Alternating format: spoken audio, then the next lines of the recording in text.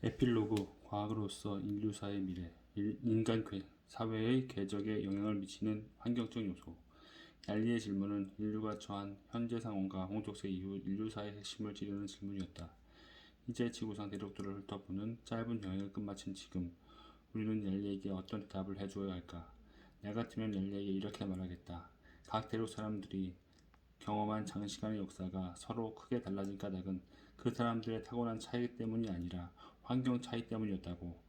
만약 홍조세 말기에 오스트레일리아와 유라시아 사람들을 서로 맞바꾸어 놓았다면 지금쯤 오스트레일리아 원주민이었던 사람들이 유라시아는 물론이고 남북 아메리카와 오스트레일리아까지 차지했을 것이며 원래 유라시아 원주민이었던 사람들은 마구 유린당해 오스트레일리아 곳곳에 간신히 잔존하는 신세로 전락했을 것이다.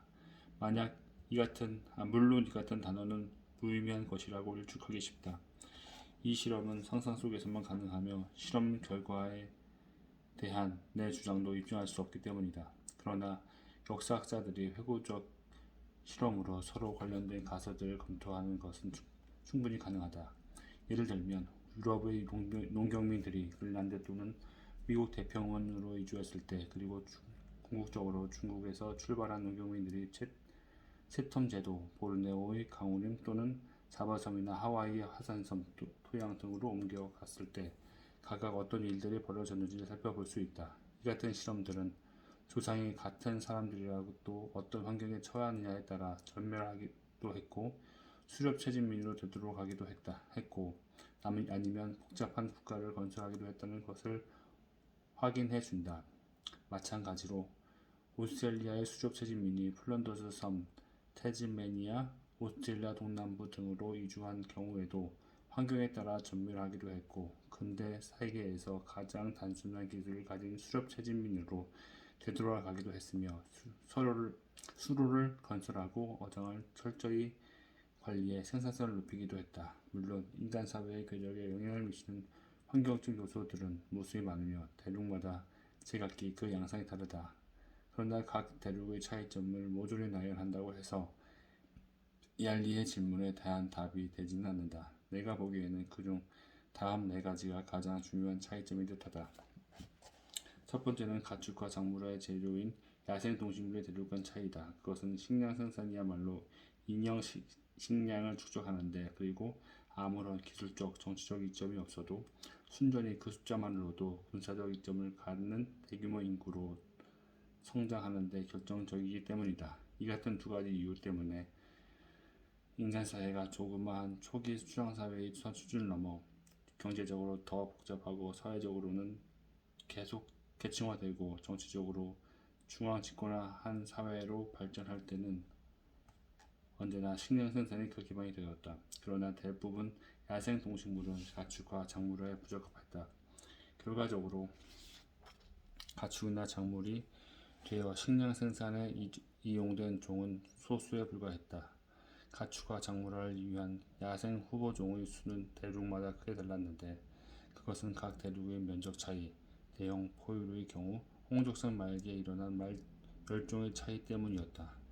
이 같은 멸종은 유라시아나 아프리카보다 오스트레일리아와 남북 아메리카에서 훨씬 더 심했다. 그 결과 아프리카는 면적이 훨씬 넓은 유라시아에 비해 생태학적인 면에서 다소 떨어졌고 남북 아메리카는 아프리카보다도 떨어졌으며 오스트레일리아는 아메리카보다도 떨어졌고 얄리의 유기니도 마찬가지였다. 각각의 대륙에서도 동식물의 가축과 작물화는 그 대륙의 전체 면적 중 작은 일부분에 불과한 몇 군데, 즉 유난히 조건이 좋은 지역들에서 집중적으로 이루어졌다. 기술 혁신과 정치 제도의 경우에도 대부분 사회는 스스로 발명하는 문물보다 다른 사회에서 받아들이는 문물이 훨씬 많았다. 그러므로 어느 한 대륙에서의 확산과 이동은 그곳의 여러 사회가 발전하는 데 중요한 영향을 미치며 결국 각각의 사회는 대체로 다른 사회에서 발전된 문물들로 공유하게 된다. 그렇게 되는 과정은 뉴질랜드 마오리족의 머스킷 전쟁으로 간단히 확인할 수 있다. 다시 말해 어떤 이점을 갖지 못한 사회는 그것을 가진 사회로부터 그 이점을 얻어내거나 아니면 그것을 가진 사회에 의해 교체되고 마는 것이다.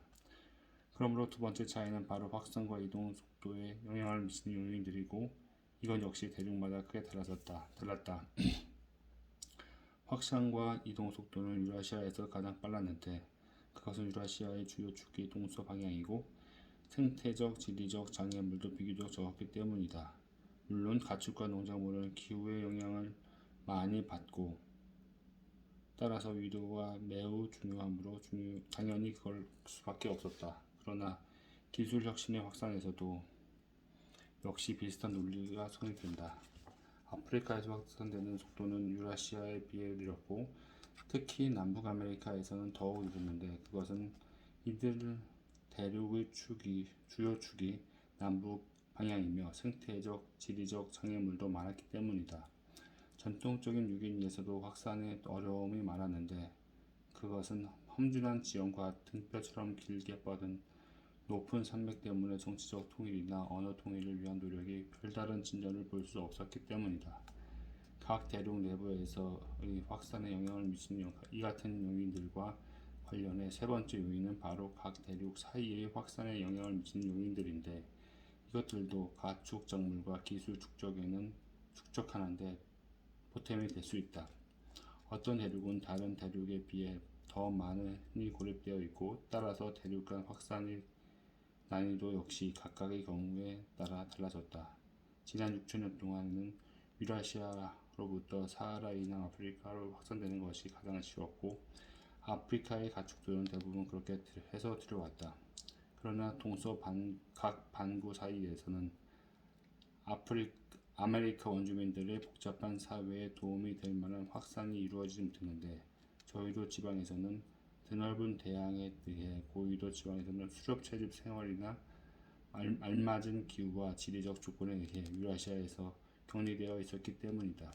그리고 오스트레일리아는 인도네시아 열도 때문에 유라시아에서 격리되어 있었으므로 오스트리아 원주민들이 유라시아에서 얻었다고 입증된 문물은 인구 하나뿐이었다. 네 번째이자 마지막 요인은 각 대륙의 면적과 전체 인구 규모의 차이다. 면적이 넓거나 인구가 많다는 것은 곧 잠재적인 발명가의 수도 많고 서로 경쟁하는 사회의 수도 많고 도입할 수 있는 혁신의 수도 많다는 뜻이다. 그리고 늘 혁신적인 문물을 도입하고 보존해야 한다는 압박감도 그만큼 커지는데 그렇게 하지 못한 사회는 대개 라이벌 사회에 제거되기 때문이다. 아프리카의 피급 민족을 비롯한 농경민들에 의해 교체된 수많은 수렵체집 사회가 그런 운명을 맞이했다. 한편 완고하고 보수적이던 그린란드 스칸디나비아 농경민들도 똑같은 운명에 처했는데 그들은 오히려 그린란드의 조건 속에서 살아가는 데 훨씬 더 우수한 식생활 방식과 기술을 가졌던 에스키모 수렵 채집민에 의해 교체되었다. 면적과 경쟁 사회수를 보면 전 세계 땅덩어리 중 유라시아의 규모가 가장 컸으며 오스트레일리아와 뉴기니는 훨씬 작았고 특히 태즈메니아는 더 작았다. 남북 아메리카는 전체 면적을 꽤 넘지만 지리적 생태적으로 분열되어 있었으며 사실상 연결이 약한데 작은 대륙 두 개로 분리되어 있었다. 이상과 같은 네 가지 요인은 환경과 관련된 크나큰 차이점으로 객관적인 측정이 가능하며 논쟁할 여지도 없다. 뉴기니인이 대체로 유라시아인보다 똑똑하다는데 내 주관적인 생각에는 이의를 제기할 수도 있겠지만 뉴기니가 유라시아에 비해 면적도 훨씬 좁고 대형 동물의 수도 훨씬 적다는 사실은 아무도 부인할 수 없다.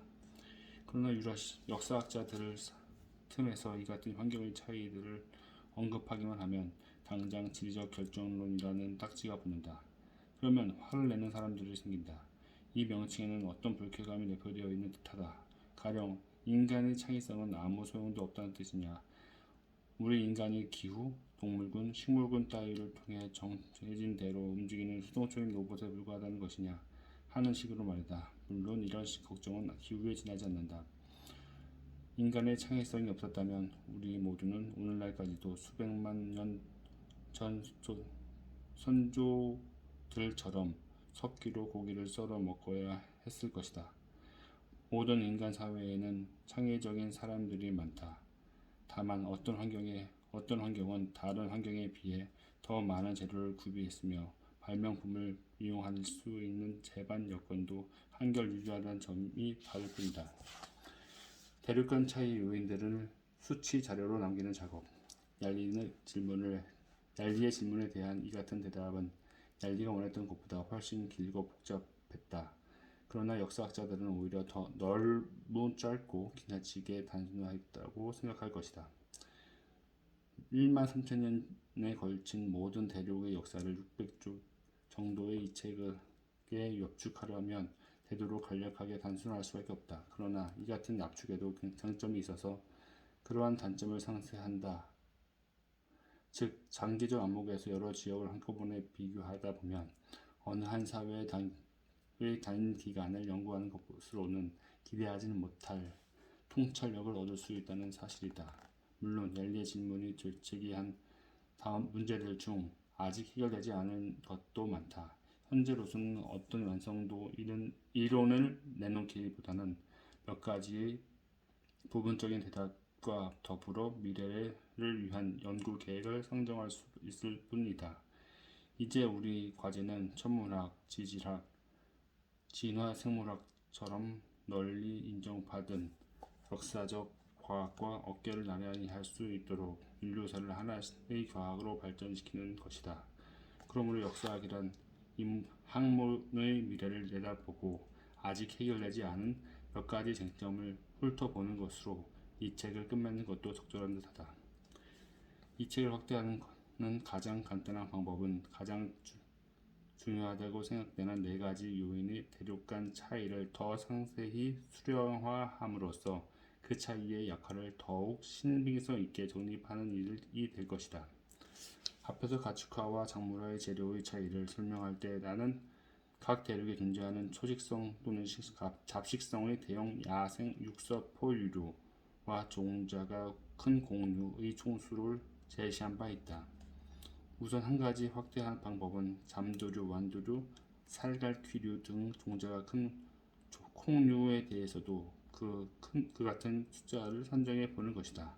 그리고 앞에서 나는 가축화 후보종이었던 각종 대형 포유류가 실격된 여러 가지 요인을 제시했지만 각각의 대륙에서 각각의 요인 때문에 실격된 후보종 수가 얼마나 되었는지는 도표로 나타내지 않았는데 그것 역시 흥미로운 작업이 될 것이다. 특히 아프리카는 유라시아에 비해 후보종의 실격률이 높았는데 과연 아프리카에서 가장 중요한 실격 요인은 어떤 것들이며 무엇 때문에 아프리카 포유류에서 그 요인들의 빈도가 높았을까? 이 같은 수치화한 자료는 유라시아, 남북 아메리카, 아프리카의 주요 축에서 확산 속도가 각각 달랐다고 주장하면서 제시했던 나의 대략적인 계산을 검증하는 데도 필요하다. 비옥한 초순달 지대가 유럽에 추월당한 불운의 과정. 두 번째 확대 방법은 이 책에서 살펴본 것보다 더 작은 지리적 규모와 더 짧은 시각적 규모를 가지고 연구하는 일이 될 것이다. 예를 들면 어떤 독자들은 이미 다음과 같은 의문점을 떠올렸을 것이다. 어째서 유라시아 내에서도 비옥한 초승달 지대나 중국이나 인도가 아니라 하필 유럽의 사회들이 아메리카와 오스트레일리아를 식민지화하고 기술을 선도하고 현대 세계에서 정치적 경제적으로 우세하게 되었을까?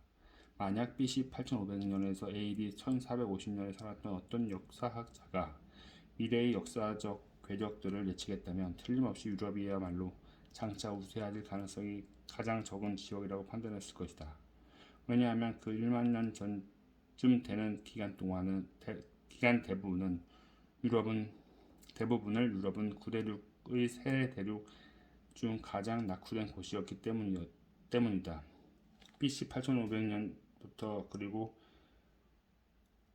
BC 8500년부터 그리스가 흥성하고 그 뒤를 이어 이탈리아가 흥성하기 시작한 BC 500년 이후까지 서유라시아 일대에서 동물의 가축화, 식물의 작물화, 문자, 야근술 등의 중요한 혁신은 거의 모두 비옥한 초속달지대 또는 그 부근에서 이루어졌다. 900년경 이후 물방아가 급격히 늘어나기 전까지는 알프스 서쪽이나 북쪽의 유럽은 구대륙의 기술과 문명의 중요한 공헌을 한 일이 전혀 없었다. 오히려 지중해 동부 비옥한 초속달지대, 중국 등지에서 개발된 문물들을 받기만 했다. 심지어 1000에서 1400년대도 과학과 기술은 주로 인도에서 북아프리카까지의 이슬람 사회로부터 유럽으로 흘러드는 쪽이었다. 이 시기에는 중국이 세계의 기술을 선도했는데 식량 생산을 시작한 시기에야 더 거의 비옥한 초속달지대에 필적할 만큼 빨랐기 때문이다. 그렇다면 비옥한 초속달지대의 중국은 수천 년이나 앞서 갔으면서도 어째서 뒤늦게 출발한 유럽에 추월당하고 말았을까? 물론 유럽이 흥성한 직접적 요인을 지적할 수는 있다. 유럽은 상인 계급과 자본주의가 발달했고 발명품에 대한 특허권을 보호했으며 절대 군주나 무거운 세금이 없었고 또한 경험주의적 탐구 정신을 중시하는 그리스적 유대교적 기독교적 전통을 갖고 있었다. 그러나 이 같은 직접적 원인에 대해 우리는 궁극적 원인을 묻지 않을 수 없다. 다시 말해 그런 직접적 요인은 어째서 중국이나 비옥한 초속달지대가 아니라 하필 유럽에서 발생했을까? 비옥한 초속달지대의 경우에는 분명한 해답이 나온다.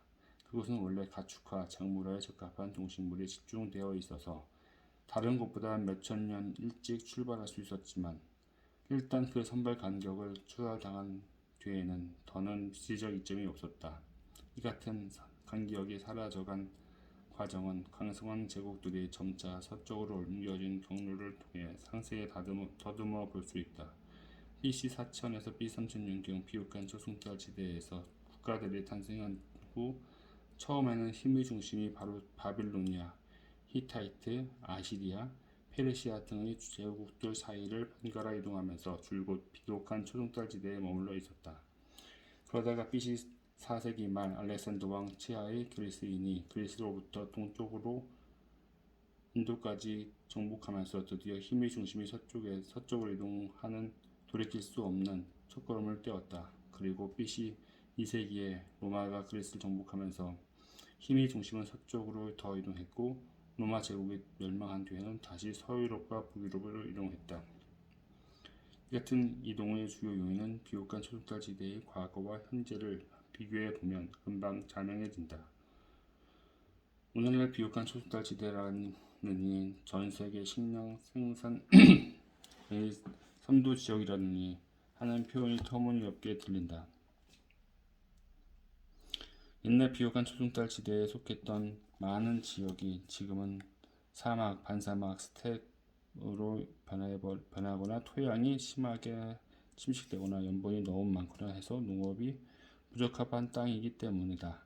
다만 오늘날 이 일대 일부 국가들은 재생이 불가능한 석유라는 유일한 자원을 바탕으로 일시적인 부를 누리고 있으며 그 덕분에 이 일대가 오랫동안 근본적인 빈곤에 시달리며 생존 자체가 어려운 지역이었다는 사실이 잠시 감추어져 있을 뿐이다.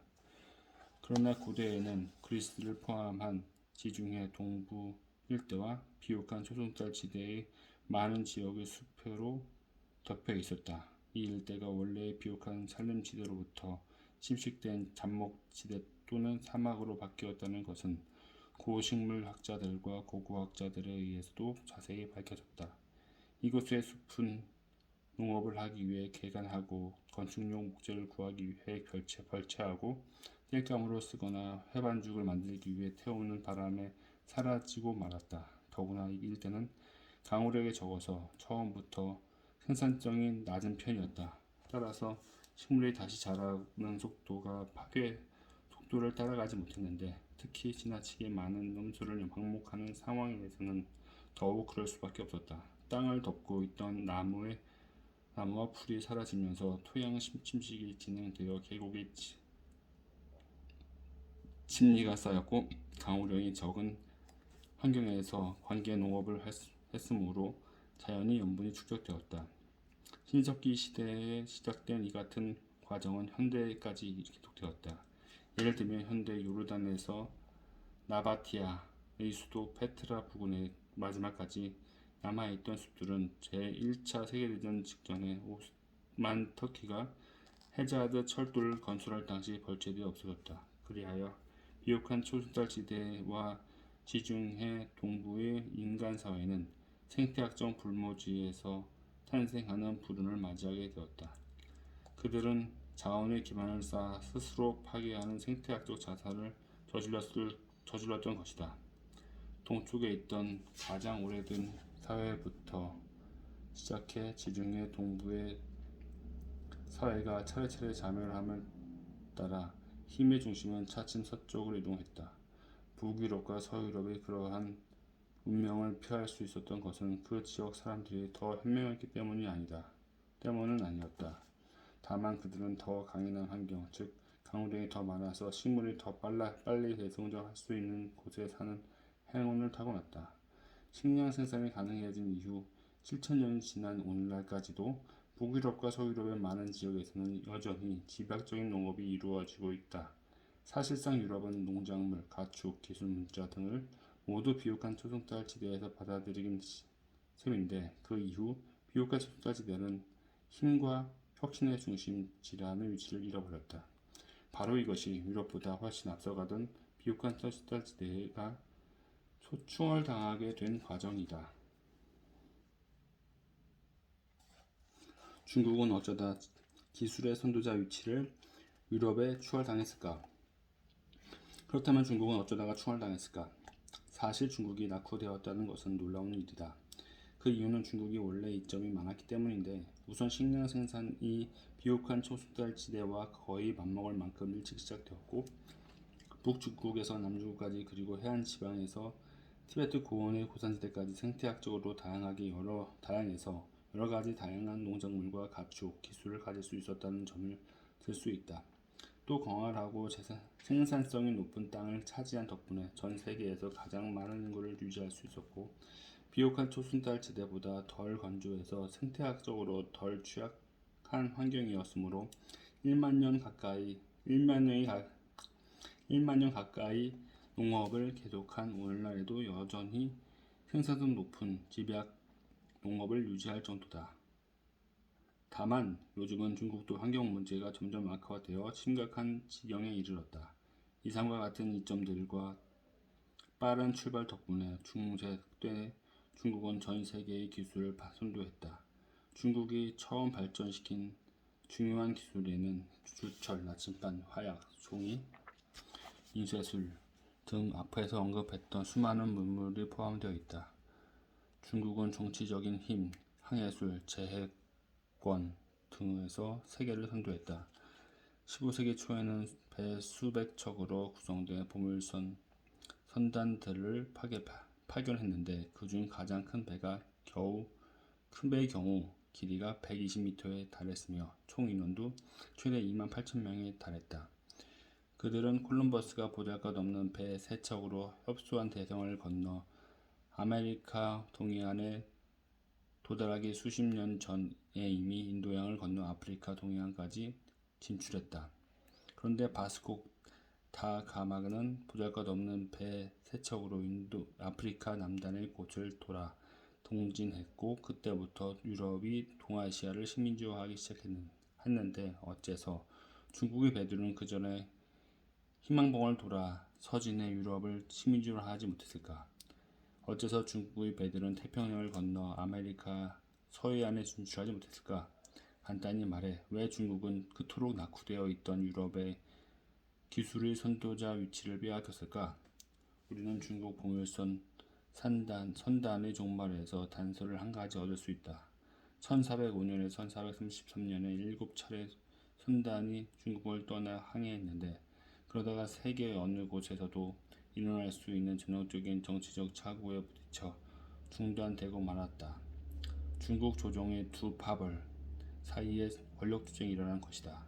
환관들은 선단을 파견하고 지휘하는 일에 동조하는 쪽이었다. 그래서 반대파는 권력 투쟁에서 승리하자 곧 선단 파견을 중단했고 결국 조선소 마저 해체하고 해양 항해를 금지했다. 이 사건을 보면서 우리는 1880년대 런던 시당국이 공공전기 조명의 발전을 억압했던 1. 제1차 세계대전과 제2차 세계대전 사이에 미국이 고립주의를 고집했던 일, 그 밖에도 많은 나라가 정치적인 문제 때문에 뒷걸음질했던 일들을 떠올리게 된다. 그러나 중국의 경우에는 한 가지 다른 점이 있다. 그것은 바로 중국 전역이 정치적으로 통일되어 있었다는 사실이다. 한번 결정이 내려지자 중국 전역에서 선단 파견이 중단되었고 일시적이었던 이 결정은 돌이킬 수 없는 것이 되어고 말았다. 다시 배를 만들어 그 일시적 결정의 어리석음을 입증하고 또 새로운 조선소들을 건설하려 해도 본보기로 삼을 수 있는 조선소가 한 곳도 남아있지 않았기 때문이다. 유럽의 만성적 분열과 중국의 만성적 통일, 이제 중국에서 있었던 이 같은 일들을 정치적으로 분열된 유럽의 탐험 선단이 항해를 시작했을 때와 비교해보자. 크리스토퍼 콜럼버스는 이탈리아인으로 태어났지만 프랑스 앙주 공의 신하가 되었고 다시 포르투갈 왕의 신하가 되었다. 콜럼버스는 포르투갈 왕에게 서진 탐험을 위한 배를 대달라고 요청했지만 거절당했다. 그러자 메디나 세도니아 공에게 호소했지만 그 역시 거절했다. 메디나 첼리 공에게도 호소해보았지만 마찬가지였다. 마지막으로 스페인 국왕과 왕비에게 호소했을 때 그들도 처음에는 거절했지만 다시 요청했을 때는 결국 허락해 주었다. 그 당시 만약 유럽이 통일되어 앞의 세 왕후 중 한 명이 다스렸다면 남북 아메리카의 식민지와는 무슨 되었을지도 모른다. 사실 콜럼버스가 5번째 시도에서 수백 명이 넘는 유럽의 군주 가운데 한 명을 설득하는 데 성공한 것은 바로 유럽에 분열되어 있었기 때문이다. 스페인이 아메리카를 식민지로 만들기 시작하자 다른 유럽 국가들도 스페인으로 흘러드는 부를 목격할 수 있었고 그중 6개국이 아메리카 식민지화에 더 가담했다. 이와 같은 이야기의 전개는 유럽의 대포, 전기조명, 인쇄술, 수화기 등 무수한 혁신의 경우에도 마찬가지였다. 그 모두가 처음에는 유럽 일부 지역에서 무시당하거나 희한한 이유로 반대에 부딪혔지만 일단 한 지역에서 채택만 되면 결국 유럽의 전역으로 전파되었다. 유럽의 분열에서 비롯한 이 같은 결과는 중국의 통일이 빚어낸 결과와 극명한 대조를 이룬다. 중국 조정은 해외 항해 위의 활동에 대해서도 이따금 중단을 결정했다. 14세기에는 정교한 수력 방적기 개발을 포기함으로써 산업혁명의 문턱에서 물러났고 세계에서 시계 제작 기술을 선도하던 시계를 파기 또는 사실상 전폐해버렸으며 15세기 말 이후에는 기계 장치나 기술 전반에 걸쳐 후퇴하게 되었다.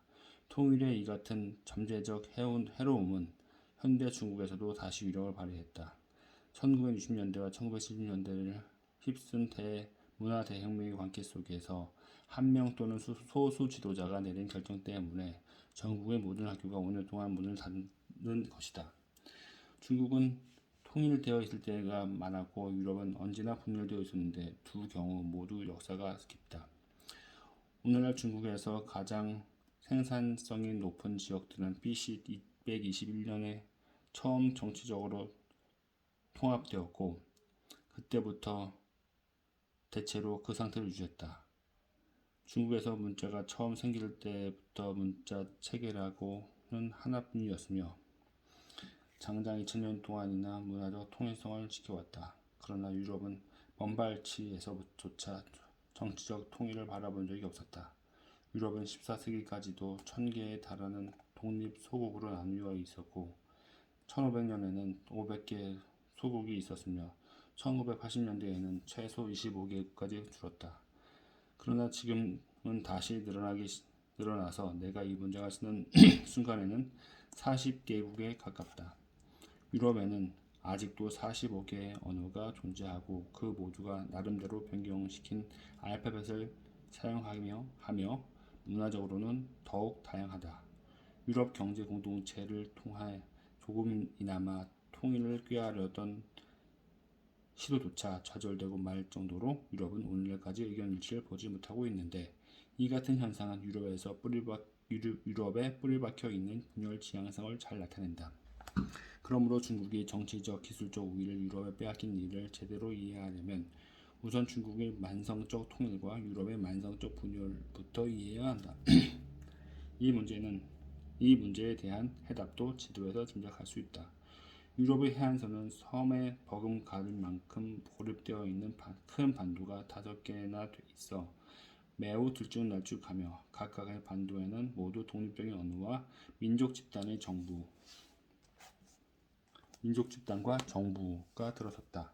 반면 중국의 해안선은 훨씬 완만하며 별개의 중요성을 갖게 된 곳은 인근 한반도밖에 없다. 유럽에는 정치적 독립을 주장하고 자기들의 언어와 민족성을 유지할 만큼 큰 두 섬이 있고, 그 중 한 섬은 유럽의 중요한 독립 강국의 하나가 될 만큼 크고 또한 유럽 본토와도 가깝다. 그러나 중국의 경우에는 가장 큰 두 섬인 타이완과 하이난조차 각각 아일랜드 면적의 절반 이하에 불과하며, 최근 타이완이 부상하기 전까지는 둘 다 중요한 독립 강국과는 거리가 멀었다. 그리고 일본은 지리적으로 고립된 탓에 최근까지 아시아 본토로부터 정치적으로 격리되어 있었는데, 그레이트 브리튼과 유럽 본토의 경우보다 그 정도가 훨씬 심했다. 유럽은 여러 개의 높은 산맥 때문에 언어, 민족, 정치 등의 측면에서 각각 독립적인 단위들로 조각조각 나뉜 반면, 중국에서 티베트 공원 동쪽에 있는 산맥들은 그리 대단한 장애물이 되지 못한다. 중국의 중심부는 충적토로 이루어진 비옥한 유역을 가로질러 흐르는 큰 강이 2개 있어서 동서로 연결되어 있으며, 두 강 사이를 남북으로 잇는 통로들도 비교적 평탄한 편이다. 그 결과 중국은 매우 일찍부터 생산성 높고 거대한 핵심 지역 2곳의 지배를 받게 되었는데, 두 지역이라고 해도 분리 상태가 그리 심하지 않았으며 결국 하나의 핵심 지역으로 합쳐졌다. 그에 비하면 유럽에서 가장 큰 두 강인 라인강과 다뉴브 강은 규모가 작아서 훨씬 좁은 지역밖에 해결해 주지 못한다.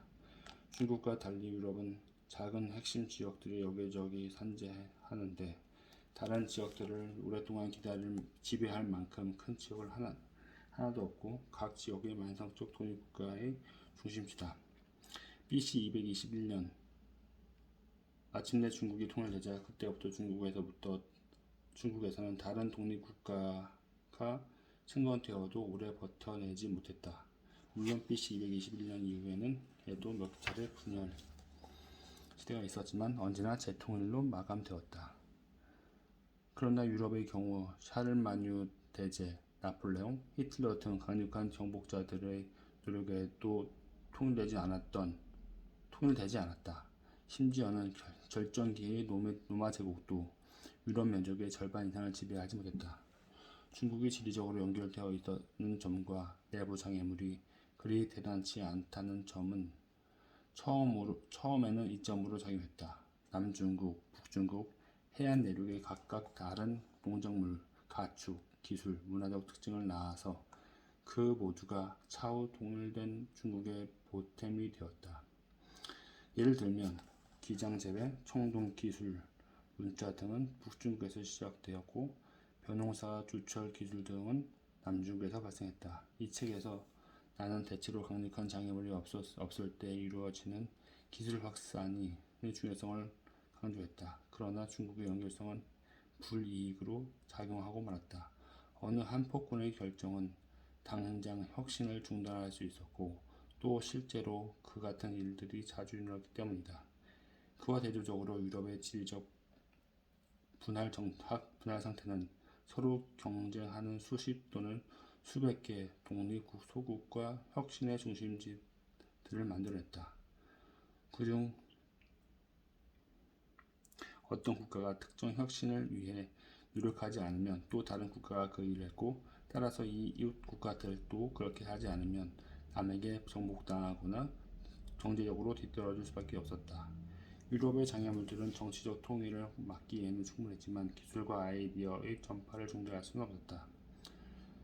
그리고 중국에서처럼 유럽 전역의 유통망을 한꺼번에 차단할 수 있는 폭군은 한 명도 존재하지 않았다. 원주민이 세계를 지배할 확률은 희박하다. 이 같은 비교에서 우리는 지리적 연결성이 기술 발전에 긍정적일 수도 있고 부정적일 수도 있음을 알 수 있다. 따라서 아주 장기적인 안목으로 본다면 적당히 연결되어 있는 곳, 다시 말해 연결성이 너무 강하지도 않고 너무 약하지도 않은 곳에서 기술은 가장 빠르게 발전했을 것이다. 지난 1000년간 중국과 유럽, 인도 나두륙에서 진행된 기술의 발전 과정은 연결성이 너무 강하고 정당하고 너무 약했을 때 나타나는 각각의 결과를 보여주는 좋은 예라고 할 수 있다. 물론 유라시아 여러 지역의 역사가 제각기 달라진 데에는 다른 요인들도 함께 작용했다. 예를 들면 중앙아시아의 기마 유목민은 유라시아 일대에 끊임없는 위협을 가했는데 비옥한 초속달지대, 중국, 유럽 등 지역에 따라 그 위협의 강도가 각기 달랐다.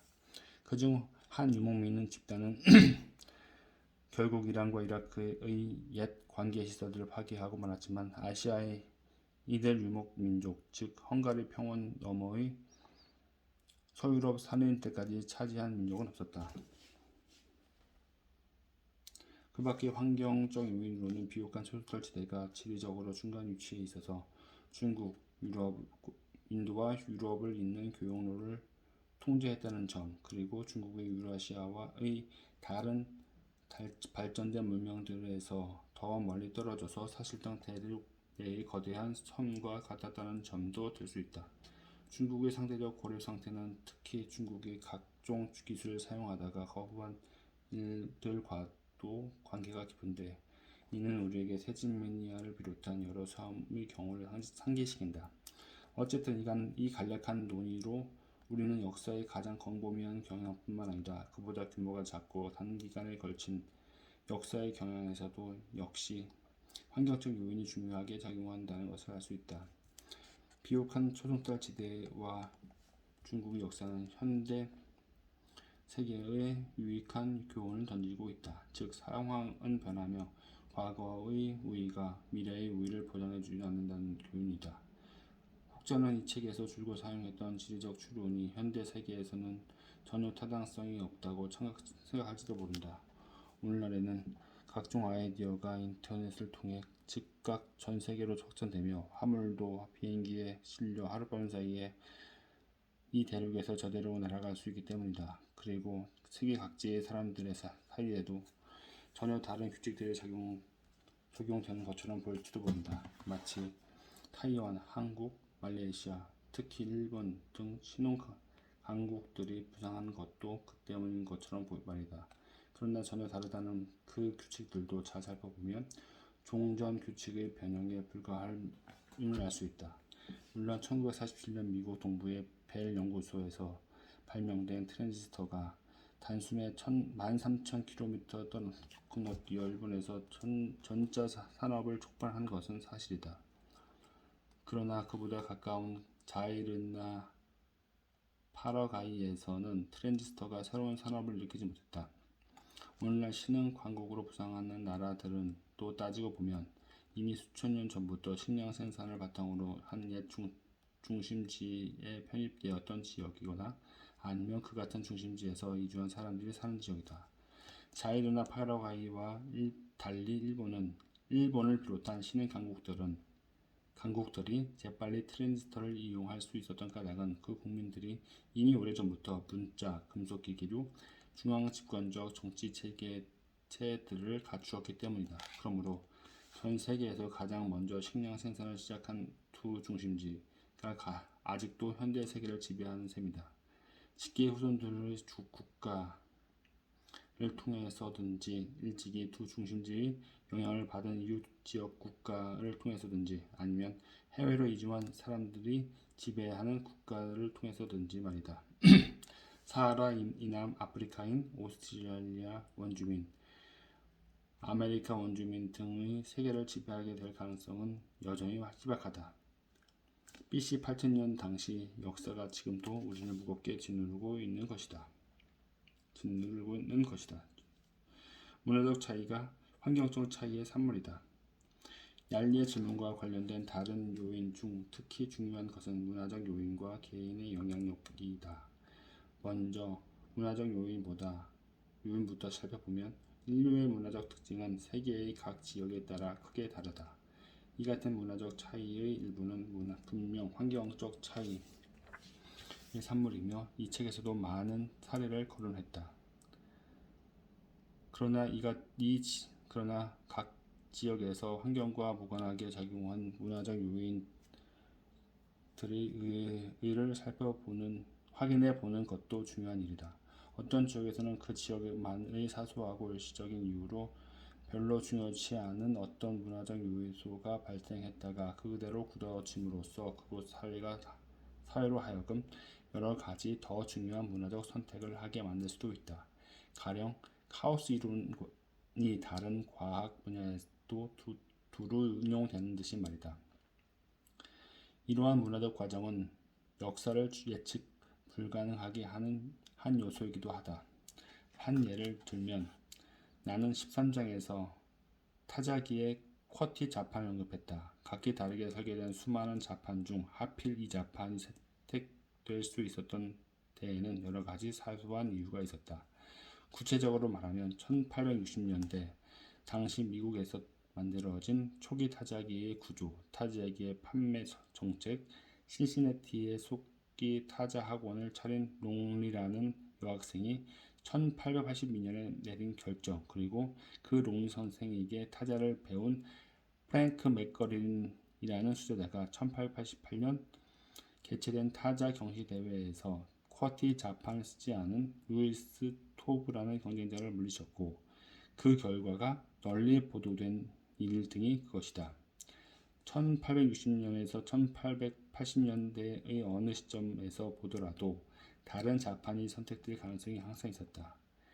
당시 미국이라는 환경이 다른 자판보다 쿼티 자판에 더 유리한 점은 아무것도 없었기 때문이다.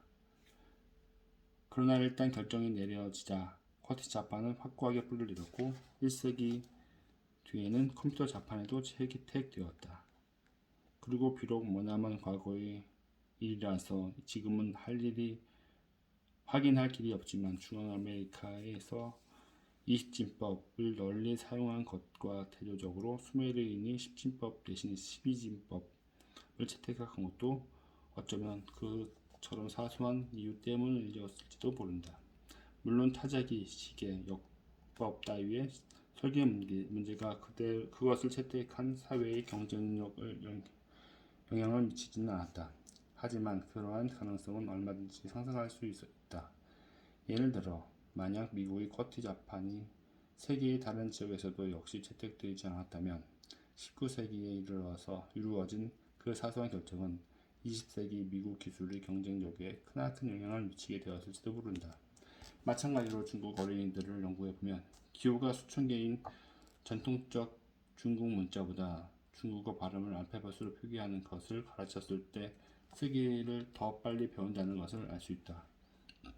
그런데도 이러한 중국 문자가 생긴 까닭에 대해 중국어에는 발음은 같지만 의미가 다른 낱말이 많아서 그것을 구별하는 데 편리했기 때문이라는 의견도 있다.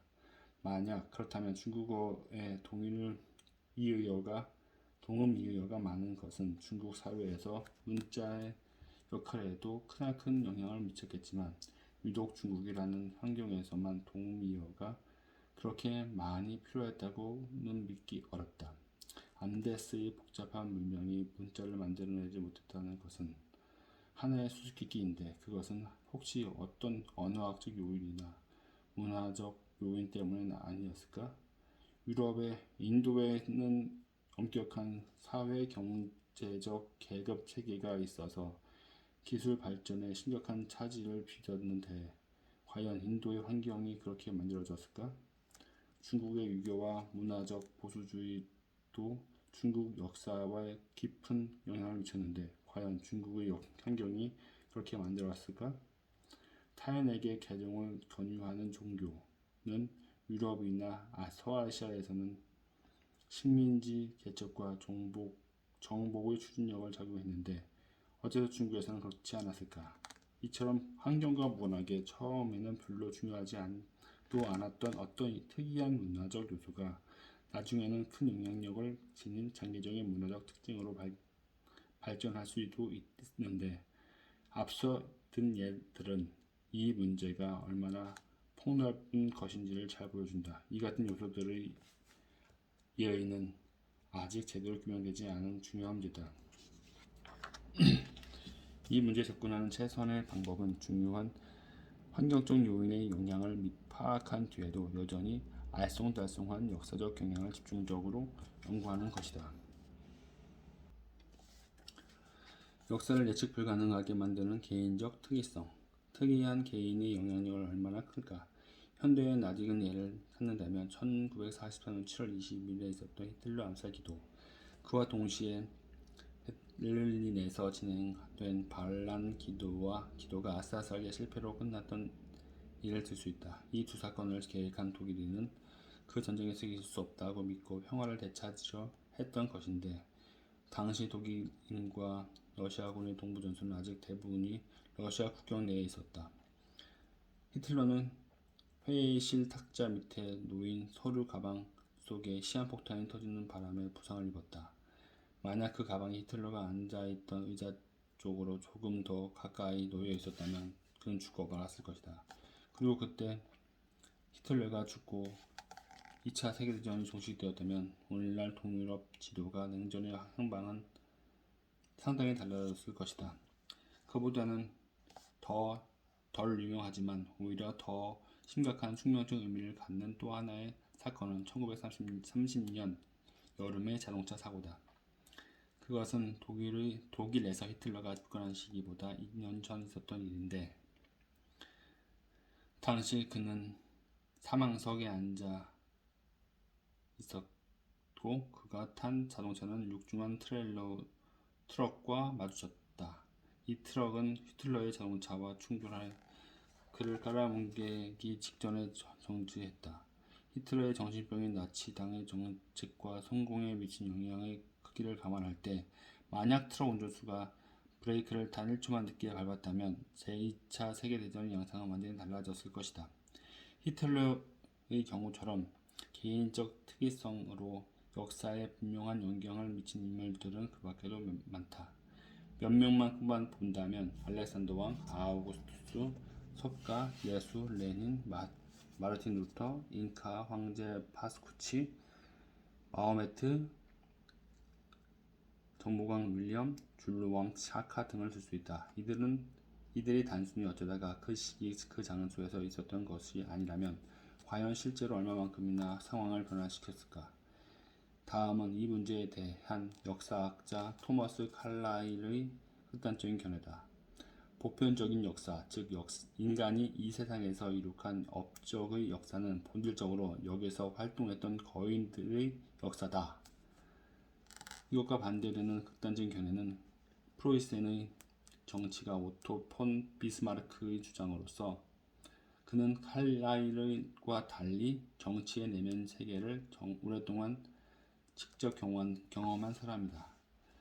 정치가의 일이란 역사 속에서 걸어가는 신의 발소리를 듣고 그가 지나갈 때 옷자락을 붙잡으려고 노력하는 것이다. 문화적 특이성과 마찬가지로 개인적 특이성도 역사를 예측 불가능하게 하는 한 요소다. 어쩌면 바로 그것 때문에 역사는 환경적 요인과는 물론이고 그 어떤 원인으로도 일본화해 설명할 수 없는 것인지도 모른다. 그러나 이 책의 취지에 비추어 본다면 개인적 특이성은 그다지 문제가 되지 않는다. 제 아무리 거인 이론을 열정적으로 지지한 사람이라도 역사의 가장 광범위한 경향까지 몇몇 거인의 손에 자주 되었다고 생각하기는 어렵기 때문이다.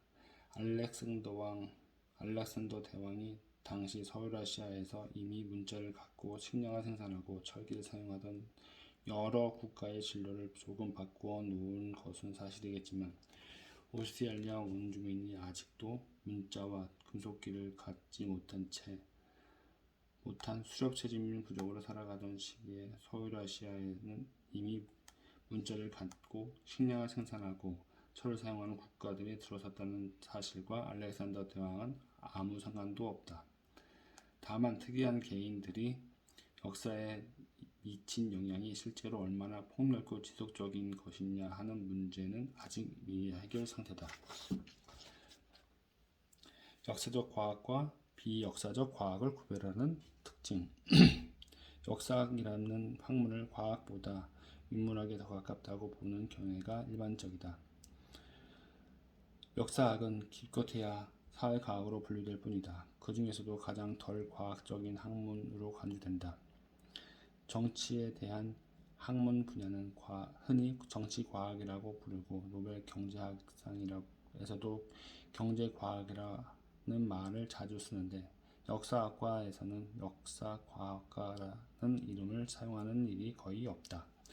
대부분 역사학자는 자신을 과학자로 생각하지 않으며 널리 인정받는 각종 과학이나 그 방법론들도 거의 배우지 않는다. 역사는 구체적 사실들의 집합에 불과하다는 생각이 여러 가지 표현에서 발견된다. 역사는 사실을 이것저것 모아놓은 것에 지나지 않는다. 역사는 결국 눈속임이다. 역사에서 법칙을 찾느니 차라리 만화경에서 법칙을 찾는 것이 낫다 등. 물론 역사를 연구해 어떤 일반적인 원리를 도출하기는 행성들의 궤도를 연구하는 그 원리를 찾아내는 것보다 어려운 일임은 부인할 수 없는 사실이다. 그러나 내가 보기에 그것은 결코 치명적인 어려움은 아니다. 비슷한 어려움을 안고 있으면서도 천문학, 기후학, 생태학, 진화생물학, 지질학, 고생물학 등은 자연과학으로 확고하게 자리 잡은 역사적 학문들이다. 과학에 대한 사람들의 관념은 주로 물리학을 비롯해 비슷한 방법론을 사용하는 몇몇 분야를 기준으로 삼고 있다. 이 같은 분야의 과학자들은 흔히 그런 방법론을 적용할 수 없어서 다른 방법론을 찾을 수밖에 없는 분야들, 이를테면 나의 분야인 생태학, 진화, 생물학을 멸시하는 어리석은 경향이 있다. 그러나 과학이라는 말은 원래 지식을 의미하며 지식이란 어떤 방법이든 특정 분야에 가장 적합한 방법으로 얻는 것이라는 사실을 상기하자. 그렇기 때문에 나는 인류사를 연구하는 학자들이 직면하는 어려움에 대해 깊이 공감한다. 넓은 의미의 역사적 과학은 물리학, 화학, 분자생물학 등의 비역사적 과학과 구별되는 많은 특징을 공유한다. 그 중에서 특히 방법론, 인과관계, 예측, 복잡성 네 가지는 한 번쯤 짚고 넘어갈 만하다. 물리학에서 지식을 얻는 주된 방법은 실험실에서 실험을 하는 것이다. 즉 어떤 매개 변수의 영향을 알고 싶을 때 그 매개 변수를 조작해 실험하고 반대로 그 매개 변수를 일정하게 유지하는 대조 실험도 해보고 그러면서 다른 매개 변수들을 항상 일정하게 유지하고 이런 실험상의 조작과 대조 실험을 반복하고 그리하여 충분한 양의 자료를 얻는 것이다. 이 방식은 화학과 분자생물학에서도 효과적인데 많은 사람이 그것을 과학과 동일시해서 흔히 실험만이 과학적 방법의 요체인 것처럼 생각한다. 그러나 역사적 학문 중에는 명백히 실험을 거의 또는 전혀 사용할 수 없는 학문도 많다. 우리는 은하계의 형성을 중단할 수도 없고 허리케인이나 빙하기의 진행을 차단할 수도 없고 실험실에 실험적으로 몇몇 국립공원의 회색곰을 전면시킬 수도 없고 공룡의 진화 과정을 재생할 수도 없다. 그러므로 이 같은 역사적 과학에서 지식을 얻기 위해서는 관찰, 비교, 그리고 이른바 자연 발생적 실험 등의 다른 방법들을 사용해야 한다. 역사적 과학은 직접적, 궁극적 원인들의 사실을 연구한다. 대체로 물리학이나 화학에서 궁극적 원인, 목적, 기능 등 따위의 개념이 무의미한데 일반적으로 말하면 살아 움직이는 어떤 체계, 특히 인간의 각종 활동을 이해하는 데는 그런 개념들이 필수적이다. 예를 들어 윤토끼의 털은 여름에는 갈색이었다가 겨울에는 흰색으로 바뀌는데 이 동물을 연구하는 진화 생물학자는 모피색소의 분자 구조나 생합성 경로 같은 직접적인 원인을 밝혀내는 것으로 만족하지 않는다. 더 중요한 문제는 그 현상의 기능과 궁극적 원인이다. 마찬가지로 유럽의 역사를 연구하는 역사학자도 1815년과 1918년 당시 유럽이 각각 범유럽적인 전쟁으로 값비싼 희생을 치르고 나서 막 평화를 되찾은 상황이었다고 설명하는 것으로 만족하지 못한다. 1918년의 경우에는 몇십 년 후 다시 범유럽적인 전쟁이 터져 더욱 큰 희생을 치르게 되었지만 1815년의 경우에는 그렇지 않았는데 그 이유를 이해하기 위해서는 먼저 그 두 차례 평화 조약이 체결되기까지 진행된 여러 사건의 서로 대조적인 사슬을 이해하는 것이 필수적이다. 그러나 화학자들은 어떤 두 기체 분자의 충돌에 대해 목적이나 그 기능 따위를 설정하지 않으며 또한 그 충돌의 궁극적인 원인을 찾으려 하지도 않는다. 역사적 과학과 비역사적 과학의 또 다른 차이점은 예측의 문제다. 화학이나 물리학에서 어떤 사람이 어떤 체계를 제대로 이해하는지 검사하는 방법은 그 체계가 앞으로 나타낼 반응을 그 사람이 예측할 수 있는지 확인해 보는 것이다. 이 문제에서도 물리학자들은 진화생물학이나 역사학을 얕잡아 보는 경향이 있는데 그것은 이들 분야가 그 같은 검사를 통과하지 못하는 것처럼 보이기 때문이다. 역사적 과학을 연구하는 학자는 귀납적인 설명을 할 수 있지만 선험적인 예측을 하는 것은 그보다 어렵다. 그러나 역사적 과학자들도 미래에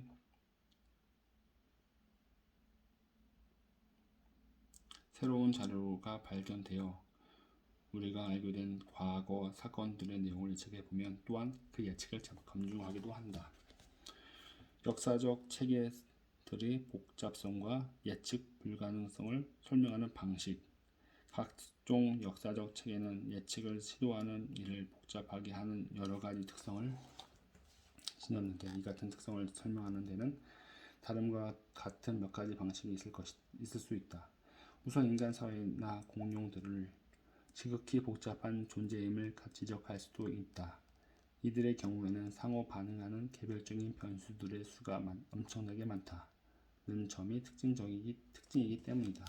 결과적으로 조직의 하층부에 작은 변화가 생기면 상층부까지는 뜻밖의 변화가 일어날 수도 있다. 그 전형적인 예는 1930년 하마터면 히틀러가 죽을 뻔했던 교통사고 당시 어느 트럭 운전수가 브레이크를 밟았던 것이 제2차 세계대전에서 죽거나 또는 부상을 당한 1억 명의 희생을 미치는 영향이다. 물론 대부분의 생물학자는 생물학적 체계들도 결국 전적으로 물리적 특성에 따라 결정되며 또한 양자역학의 법칙들을 따르는 데 동의하겠지만 실질적인 면에서 그 체계들의 복잡성이 의미하는 것은 결정론적인 인과관계가 곧 예측 가능성으로 이어지지는 않는다는 점이다. 오스트레일리아에 새로 들어온 태생 포식자들이 왜 그렇게 많은 유대류를 전멸시키게 되었는지 그리고 제1차 세계대전에서 왜 동맹국이 아니라 연합국이 승리했는지를 이해하려고 할 때 양자역학에 대한 지식은 아무런 도움도 주지 못한다. 각각의 빙하, 성운, 허리케인, 인간, 사회, 생물종, 심지어 개개인이나 유성 생식을 하는 생물의 세포 하나하나까지는 또 모두 독특한 존재다. 왜냐하면 그 모두가 수많은 변수의 영향을 받으며 또한 수많은 가변적 부분으로 이루어졌기 때문이다. 반면에 물리학자가 연구하는 소립자 또는 동위 원소들과 화학자가 연구하는 분자들은 그 종류에 모든 개체가 동일하다. 따라서 물리학자와 화학자는 거시적 차원에서 보편적 결정론적 법칙들을 정립할 수 있다. 그러나 생물학자와 역사학자는 통계적 추세만 정립할 수 있을 뿐이다. 가령 내가 재직하는 캘리포니아 주립대학 의료센터에서 앞으로 태어날 신생아 1000명 가운데 남아는 480명 이상이고 여아는 522명 이상일 것이라고 예측한다면 그 예측은 정확히 들어맞을 확률이 매우 높다. 그러나 나는 내 아이들이 둘 다 아들로 태어날 것을 미리 알 도리가 없었다. 마찬가지로 역사학자들도 어느 지역의 인구 규모와 밀도가 충분히 높아졌고 또한 잉여 식량이 생산될 가능성이 있는 경우에는 그렇지 않은 경우에 비해 그 지역의 부족사회가 주장사회로 발전하기가 더 쉬워졌음을 알고 있다. 그러나 이 같은 지역 인구는 제각기 나름대로 독특한 특징을 갖고 있으며 결과적으로 멕시코, 과테말라, 페루, 마다가스카르 등지에서는 추장사회가 발생했지만 뉴기니와 과다칼날에서는 그렇지 않았다. 역사적 체계들의 복잡성과 예측 불가능성을 설명하는 또 하나의 방식은 역사적 체계란 설령 궁극적으로 이미 결정되어 있더라도 그 인과관계의 긴 사슬을 연구하다 보면 특정 과학 분야의 영역 바깥에 있는 궁극적 원인들과 거기서 비롯한 최종적인 결과들을 분리할 수도 있음을 인식하는 일이다. 예를 들면 공룡들은 소행성의 충돌 때문에 전멸했을지도 모르는데 그 소행성의 궤도는 전적으로 고전적인 역학의 여러 가지 법칙에 따라 결정되어 있었다. 그러나 만약 6,700만 년 전 고생물학자들이 있었다 하더라도 공룡들의 최후가 임박했음을 예측하지는 못했을 것이다. 이 문제를 제외한다면 원래 소행성을 연구하는 과학 분야는 공룡 생물학과는 거리가 멀기 때문이다. 이와 마찬가지로 1300년에서 1500년의 단기 빙하기는 핀란드의 스칸디나비아인이 소멸하는 한 원인이 되었지만 이 역사학자는 물론이고 아마 현대의 기후학자도 단기 빙하기를 예측할 수는 없었을 것이다. 인류 사회의 보탬이 될 인류 사회에 대한 과학적 역사 연구. 이처럼 역사학자가 인간 사회의 역사에서 원인과 결과를 파악하려고 할 때 직면하는 어려움은 대체로 천문학자, 기후학자, 생태학자, 진화생물학자, 지질학자, 고생물학자 등이 직면하는 새로운 측면의 어려움과 비슷하다. 각기 정도가 다르기는 하지만 이들의 분야는 모두 실제 사건을 모방하여 각종 변수를 제어하는 실험적 간섭이 불가능하다는 점, 변수가 너무 많기 때문에 복잡하다는 점, 따라서 각각의 체계가 모두 독특하다는 점, 결과적으로 보편적 법칙을 정립할 수 없다는 점, 그리고 뜻밖의 특성이나 미래의 반응을 예측하기 어렵다는 점이 공통적이다. 역사학을 비롯한 역사적 과학에서 예측하기가 가장 적당한 연구 대상은 공간적으로 규모가 크고 시간적으로 기간이 긴 소재들인데 이때는 소규모적 단기적 사건 수백만 건에서 나타나는 독특한 특징이 평준화되어 사라지기 때문이다. 내가 앞으로 태어날 신생아 1000명의 성비를 예측할 수는 있지만 내 아이들의 성별을 예측할 수 없었던 것처럼 역사학자들도 아메리카 사회와 유라시아 사회가 13,000년 동안 따로따로 발전하다가 마침내 충돌했을 때의 여러가지 폭넓은 결과에 대해 그것을 불가피하게 만들었던 요인들을 파악할 수는 없겠지만 1960년 미국 대통령 선거 결과는 예측할 수 없었다. 1960년 10월에 있었던 한 차례 텔레비전 토론에서 어떤 후보가 무슨 말을 했느냐 하는 구체적인 내용에 따라서 케네디가 아니라 닉슨이 당선될 수도 있었겠지만 유럽인이 아메리카 원주민을 정복한 사건은 그 당시 누가 무슨 말을 했든 간에 막을 수는 없었을 것이다. 인류사를 연구하는 학자들이 기타 역사적 과학을 연구하는 과학자들의 경험을 바탕으로 얻을 수 있는 것인 무엇일까? 여기서 유용한 방법론은 비교 연구법과 이른바 자연 발생학적 실험이다. 인류사학적인 학자와 인학의 행성을 연구하는 천문학자는 둘 다 어떤 제하된 실험으로 자기가 연구하는 체계를 조작하지는 못하지만 자연 발생적 실험은 둘 다 이용할 수 있다. 그것은 어떤 사건의 원인이 되었다고 추정하는 요인이 있거나 없다는 점에서는 상반되는 여러 가지 체계를 서로 비교해보는 것이다. 예를 들어 유행병 학자는 사람에게 소금을 다량 먹이는 실험을 해볼 수 없지만 대신 이미 소금 섭취량에 큰 차이를 보이는 인간 집단들을 비교함으로써 소금을 너무 많이 섭취할 때의 효과를 파악할 수는 있다.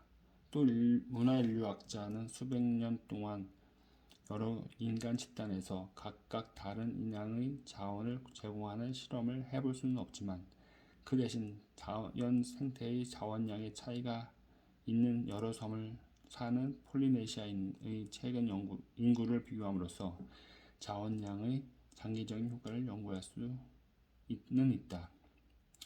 인류사를 연구하는 학자가 자연 발생적 실험으로 연구할 수 있는 대상은 단순히 사람이 사는 5개 대륙만이 아니다.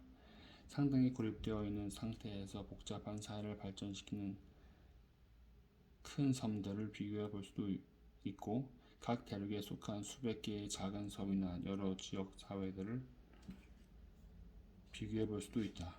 생태학이나 인류학사뿐만 아니라 어떤 분야에서든 자연 발생적 실험을 본질적으로 방법론에 따라 비판을 받기 쉽다. 그 중에는 우리가 관심을 가진 변수 이외의 다른 변수들이 자연적으로 변화하면서 일으키는 효과가 섞여 있다는 비판도 있을 수도 있고, 또한 변수들 사이에서 관찰된 상관관계를 바탕으로 인과관계의 사실을 추론하는 데 따르는 문제점들에 대한 비판도 있을 수 있다. 이 같은 방법론적 문제점들에 대해서는 일부 역사적 과학에서도 매우 자세하게 논의되었다. 특히 인간 집단을 비교함으로써 인간의 질병들에 대해 추론하는 과학인 유행병학은 인간 사회를 연구하는 역사학자들이 직면한 것과 유사한 문제점들을 해결하기 위해 이미 오래전부터 형식화된 절차들을 효과적으로 이용했다. 생태학자들도 자연 발생적 실험의 문제점들에 주의를 기울이는 일을 게을리 하지는 않았는데 그들이 연구하려는 생태학적 변수는 직접 실험적 간섭을 가해서 조작하는 일이 비윤리적이거나 불법이거나 불가능한 경우가 많으므로 그때마다 자연 발생적 실험이라는 방법론에 의지할 수밖에 없기 때문이다. 그리고 최근 진화 생물학자들은 진화 과정이 이미 알려진 각종 동식물을 서로 비교함으로써 결론을 도출하는 더욱 정교한 방법을 개발하고 있다. 간단히 말해서 과학 분야 중 역사가 그리 중요하지 않고 작용하는 변수들도 소수에 지나지 않는 분야의 문제들을 이해하는 것보다 인류사를 이해하는 것이 훨씬 어렵다는 점이 나도 시인한다. 그러나 몇몇 분야에서는 이미 역사적 문제들을 분석하는 데 효과적인 방법론을 속속히 얻어냈다.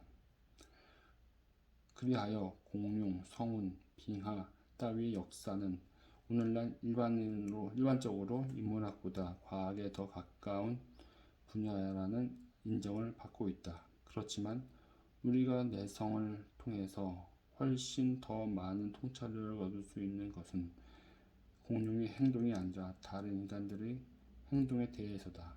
따라서 나는 인간 사회에 대한 역사적 연구도 더 공룡에 대한 연구에 못지않게 과학적일 수 있음을 그리고 그것은 어떤 일들이 현대 세계를 형성했고 또 어떤 일들이 우리 미래를 형성하게 될지를 가르쳐 줌으로써 오늘날의 우리 사회에도 보탬이 될 것임을 낙관한다.